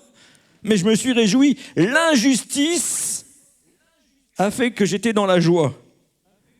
Et après, je dis que nous devons marcher dans la justice. Bon, c'était pas juste. J'aurais dû perdre mes points. Et je les ai gardés. Merci Seigneur. Et pardon de m'être réjoui. Et voici, je pense, le verset le plus dérangeant de ce 1 Corinthiens 13, le verset 7. Parce que celui-là, il ne nous met pas à l'aise. En toute occasion, il pardonne, il fait confiance, il espère, il persévère. Je vais le relire. Parfois, occasionnellement, il pardonne. Ah, ça va mieux. Ah non. Ah, c'est pas ce qui est écrit. En toute occasion, il pardonne.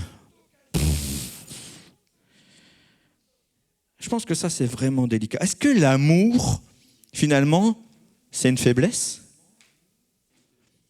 Après tout, toute occasion, il pardonne, il fait confiance, il espère, il persévère. T'es un béni oui, tu dis amen un oui à tout, et puis voilà, c'est bon. C'est pas du tout ça. C'est pas du tout ça qu'il est en train de dire. Est-ce que l'amour est naïf? Non, pas du tout. La réponse à cette question-là va dépendre uniquement de ce que tu penses du pardon, de ce que tu penses de la confiance, de ce que tu penses de la persévérance, de l'espérance. Voilà. Certains vont nous dire « Ah oui, mais lui, tu peux lui faire tout ce que tu veux, il pardonne tout. Tu peux même lui mentir, il est tellement naïf, il croit tout. » Ouais. Si tu as envie de marcher sur ce terrain-là, c'est ton problème. Moi, en tant qu'enfant de Dieu, je me soumets à la parole de Dieu et je décide de pardonner. Pardonner, ce n'est pas quelque chose de facile. On s'imagine que pardonner, c'est une faiblesse. Non, il faut beaucoup de force, de caractère pour pardonner. C'est difficile de pardonner. Ce n'est pas une faiblesse, le pardon. Le pardon est une force. Surtout quand il est réel, quand il est complet, quand ce ne sont pas que des mots. Le pardon, c'est une force. Il y a un livre, excellent livre, que je vous conseille de lire, que je vous invite à lire, c'est le pardon, une puissance qui libère. Je peux vous garantir que vous allez comprendre au travers de cette lecture à quel point le pardon est puissant. Véritablement, le pardon est une arme extraordinaire. Mais retenez surtout que si vous ne pardonnez pas, alors Dieu lui-même ne vous pardonnera pas. J'ai rien inventé. C'est ce qui est écrit dans Matthieu au chapitre 6, juste après la prière du Notre Père. Si vous pardonnez aux hommes, votre Dieu vous pardonnera aussi, mais si vous ne pardonnez pas aux hommes, votre Dieu ne vous pardonnera pas. Waouh! Le pardon est également lié à ton salut. Je m'attendais à un waouh. Merci pour ceux qui m'ont fait un waouh. Vous savez, ne serait-ce que par amour pour Dieu, nous devrions tous être capables de pardonner. Et c'est tellement triste de voir les rancunes qu'il y a parfois dans nos vies, dans nos familles. Ne rentrez pas dans ce jeu-là, même si on ne vous pardonne pas. Si quelqu'un tient rancune envers vous, pardonnez-lui. Pardonnez-lui, débarrassez-vous de ce fardeau. Parce qu'avec ce fardeau-là sur les épaules, vous n'avancerez pas. Le pardon libère les autres, mais nous libère nous également. Et pardonner, c'est faire preuve de force et pas de faiblesse. La confiance, c'est un peu plus délicat. On nous a dit, le pardon, l'amour pardonne, l'amour fait confiance. La confiance, c'est quelque chose de plus délicat parce que moi, je pense qu'il y a des degrés de confiance. En tant que pasteur, je choisis de faire confiance aux brebis que Dieu me confie. C'est-à-dire que si vous me dites quelque chose, je n'ai aucune raison de remettre en cause ce que vous me dites. Pourquoi ? Parce que je pars du principe où en tant que chrétien, vous n'allez pas me mentir. Si vous me mentez, c'est votre problème. C'est pas le mien. C'est même la raison pour laquelle, d'ailleurs, quand j'entends quelqu'un qui vient me dire « Ah, tu sais, un tel, tiens, je vais sur un tel, et puis un tel... » En général, je dis « Écoute, ça ne m'intéresse pas. » Et je vais voir la personne, je lui demande de me parler un peu. Je lui demande si c'est grave de m'expliquer. Mais je pars du principe où je ferai toujours confiance à la personne qui est devant moi. En revanche, si je me rends compte qu'elle m'a menti, la confiance est étiolée. Et quel que soit le degré du mensonge, quelle que soit l'importance du mensonge, si tu me mens, qu'est-ce que tu veux que je fasse pour toi? Je ne peux plus rien faire. Et la fois suivante, il y aura toujours un doute. Alors la confiance, c'est bien, mais elle a des degrés, la confiance. Et bien souvent, la confiance dépend de l'autre. Choisis-toi de faire confiance. Toi, choisis de faire confiance. Mais si on te trahit, dans ce cas-là, je pense que tu as le droit aussi de prendre du recul. Je me souviens d'une personne qui un jour m'a menti. Et c'était ouvertement, je l'ai pris sur le fait, une chrétienne, une personne de l'église. C'était ouvertement un mensonge.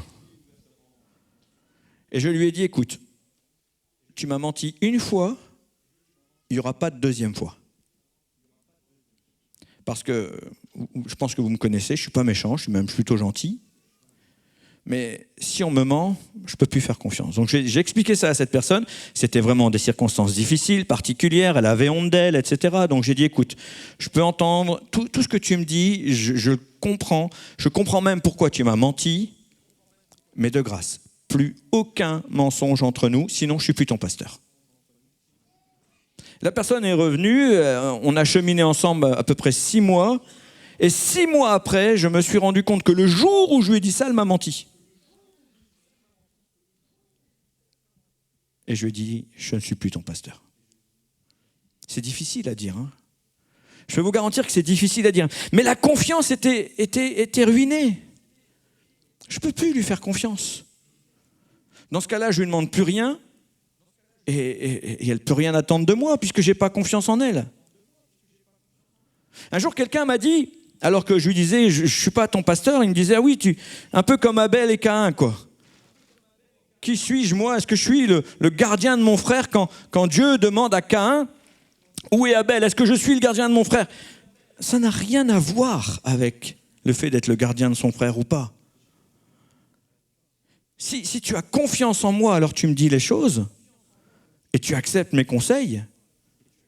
Mais si tu n'as pas confiance, qu'est-ce que je peux faire de plus? Trouve-toi quelqu'un de confiance. Parce qu'il y a des raisons pour mentir. Soyons honnêtes. Pour moi, il y a 2 raisons pour mentir quand on est chrétien. Vous allez me dire, non, il n'y a aucune raison pour mentir quand on est chrétien. Moi, je vais vous donner quand même 2 raisons. Et je pense que vous allez me donner raison. 2 raisons pour lesquelles j'ai raison.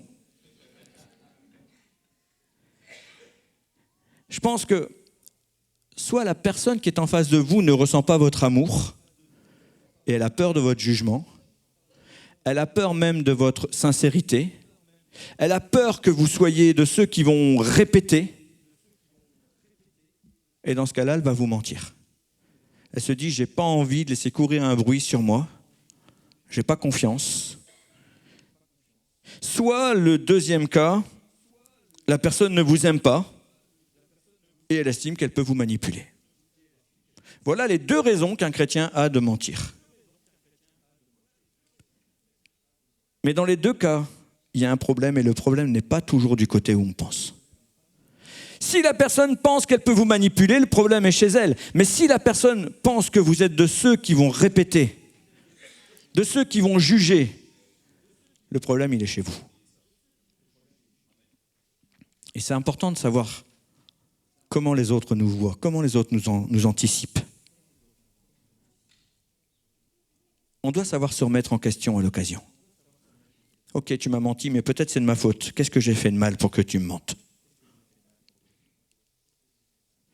Puis il ajoute, l'amour espère, persévère. Ce sont deux qualités importantes dans la vie d'un chrétien, surtout face à l'épreuve.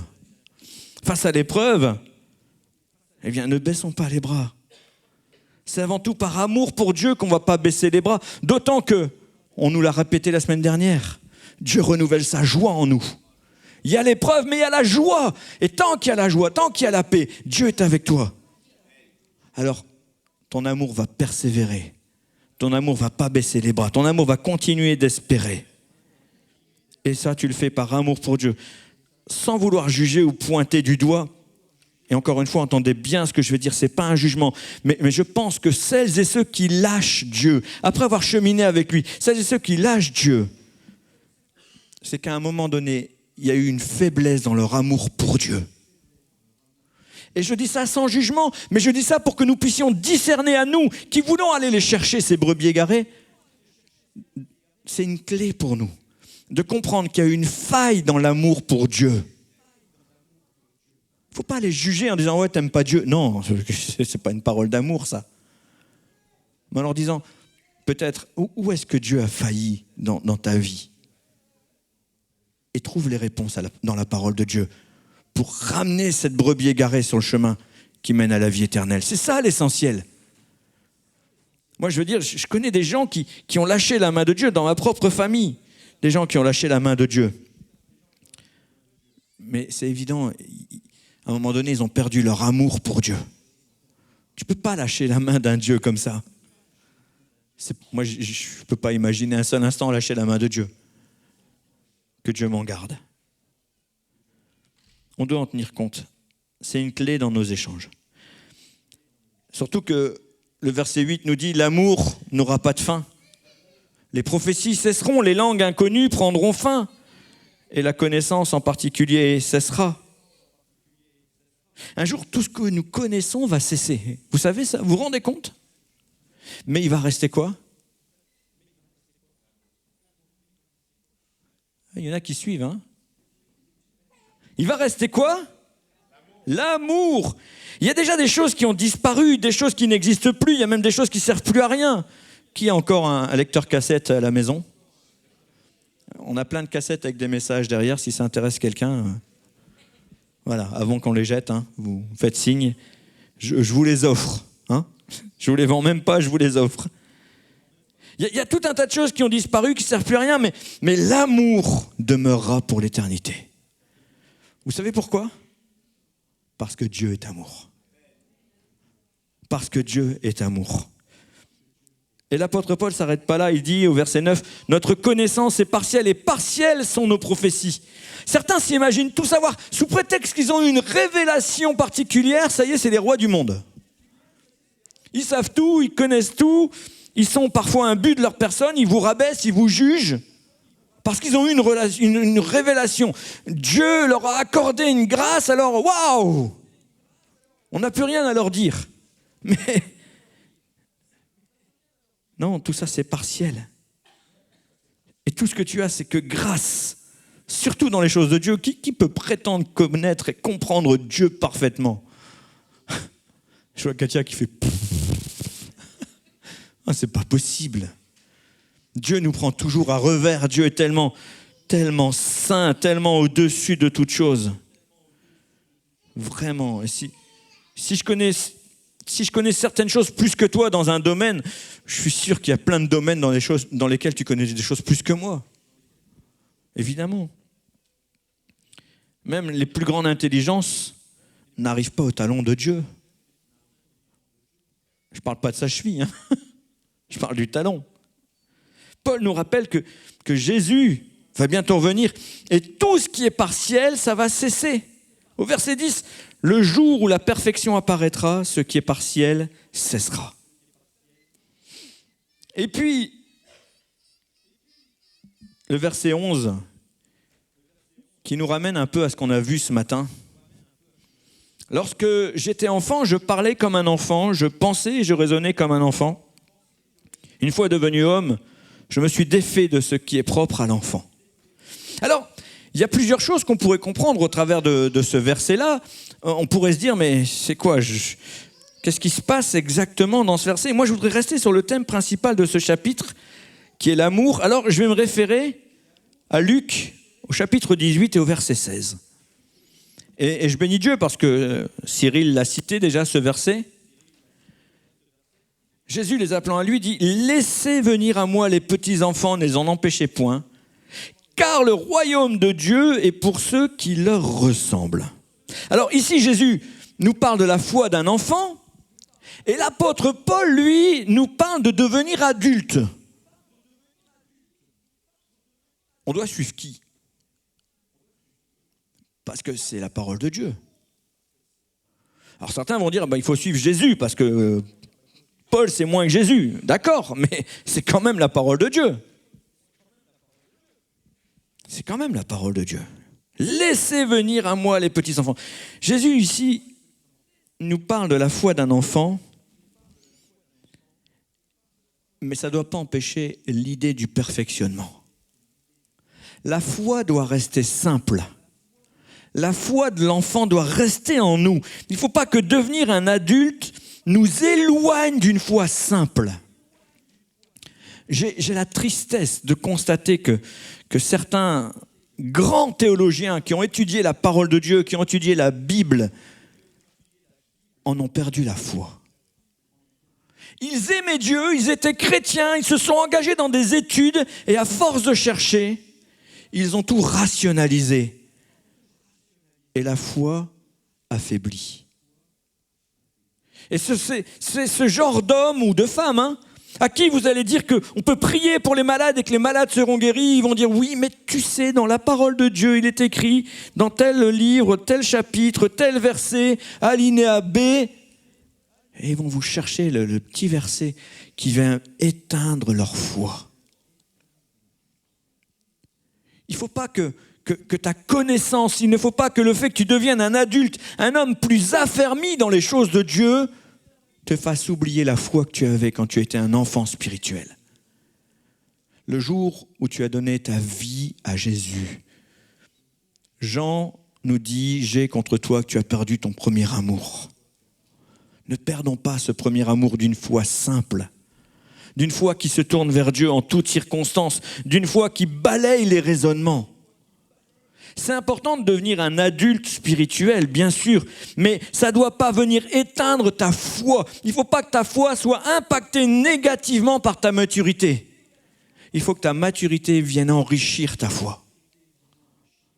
Et il faut qu'à chaque instant, ta foi soit plus forte, comme celle d'un enfant. Quand Dieu a dit, Dieu a raison.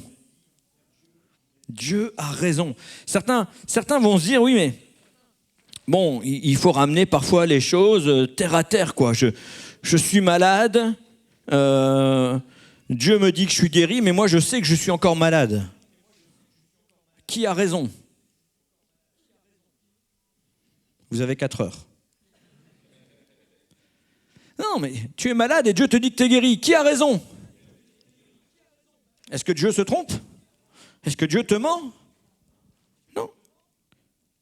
Il faut comprendre ce que Dieu est en train de te dire. C'est tout. Je n'ai pas la réponse à ta question. Pas forcément. Il faut comprendre ce que Dieu est en train de te dire. Voilà. Si Dieu te dit que tu es guéri, tu es guéri. Ça ne veut pas dire arrête tes médicaments, etc. N'entendez pas ce que je dis pas. Attention. Mais ce qui est important, c'est de savoir, encore une fois, comprenez que pour Dieu, Dieu vit dans un temps qui est différent du nôtre. Dieu vit dans une réalité qui est différente de la nôtre.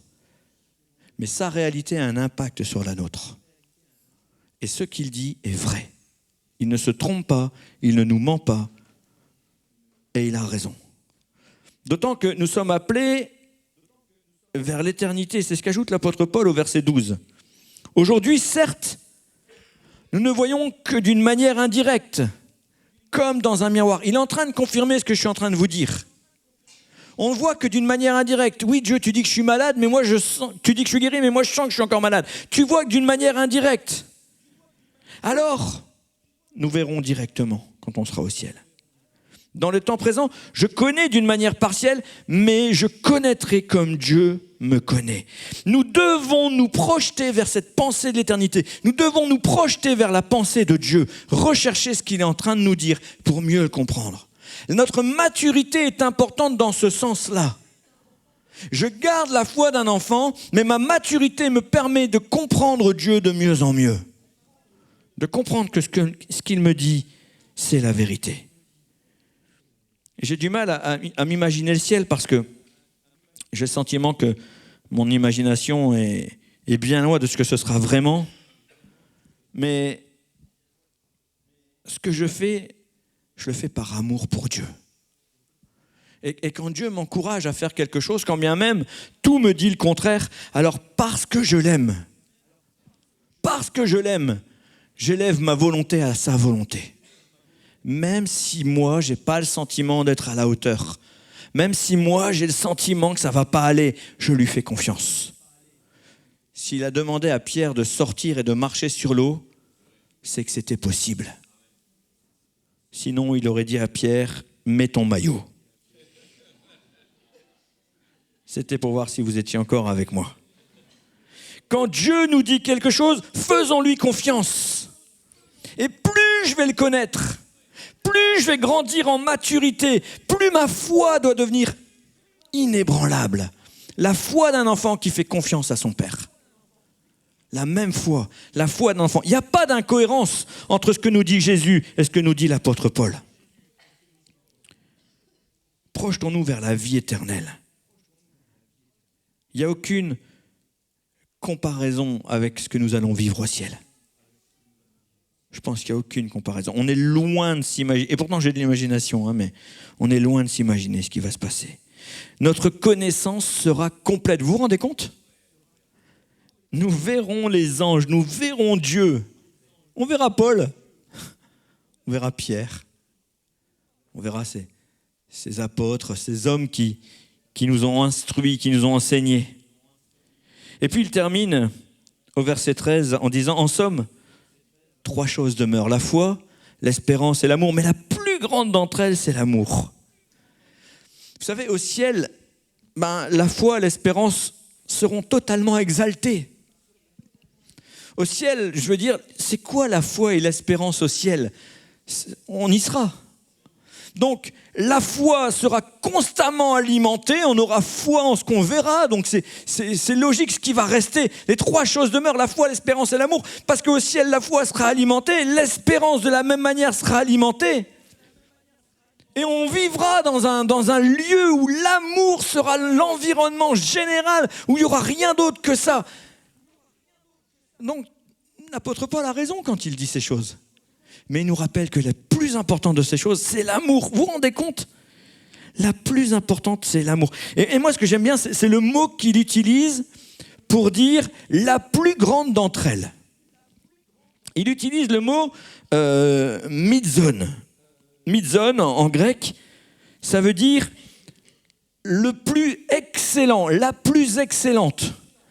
Donc, grosso modo, ce qu'il est en train de dire, c'est, en somme, 3 choses demeurent, la foi, l'espérance et l'amour, mais la plus excellente, 2 fois, c'est l'amour. Si tu n'as pas l'amour, tu n'as rien. Tu pourrais être le plus brillant des hommes. Si tu n'as pas l'amour, tu n'as rien. Et le meilleur exemple, c'est Jésus. Le plus brillant de tous. Le modèle par excellence, rempli d'amour. Rempli d'amour. Je pense que quand l'apôtre Paul était sur son cheval, en train d'aller vers Damas pour exterminer les chrétiens, quand il a vu Jésus, quand il a eu cette révélation, alors qu'il tombe de son cheval, il fait face à l'amour. Et pourtant, lui, il était dur, il était méchant. Et quand Jésus lui dit, mais qu'est-ce que tu fais, Paul ? Il ne ressent pas de jugement, il ressent l'amour. Et je ne serais pas surpris que ce chapitre 13 vient directement de cette première expérience. Lui qui était un homme dur, un homme qui avait toute la connaissance, un homme qui savait ce qu'il faisait, un homme qui marchait droit, un homme qui avait rien à se reprocher.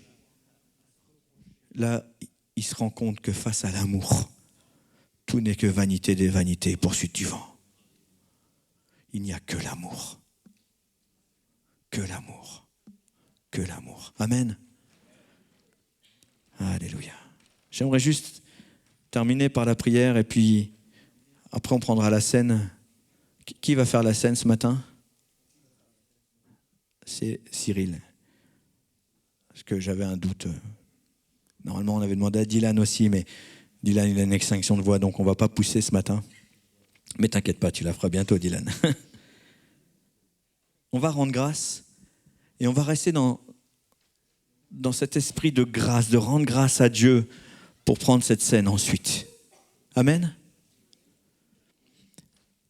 Seigneur Jésus, merci pour tant d'amour. Merci pour tant de bonté. Oh Seigneur.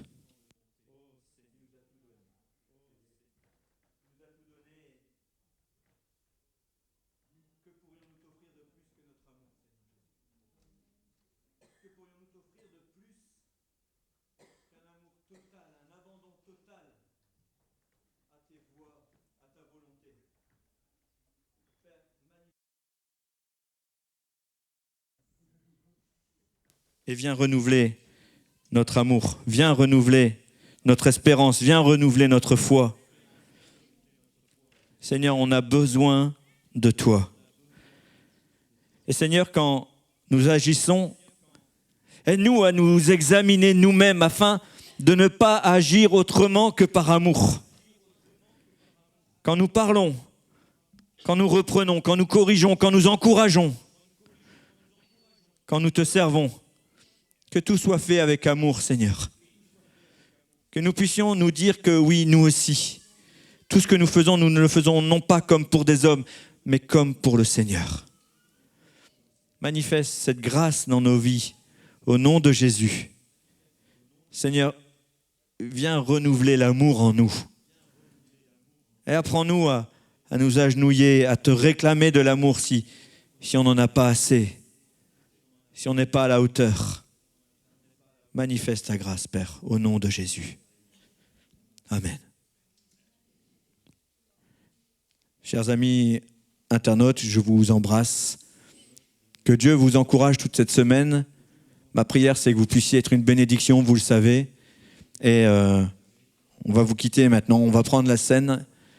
Mais avant ça, je veux continuer de vous inviter à aller dans des églises, à vivre la communion fraternelle. Après ce culte, on va vivre un temps d'agape. C'est toujours un temps de réjouissance. Ne vous privez pas de la communion fraternelle, sauf quand vous n'avez pas le choix.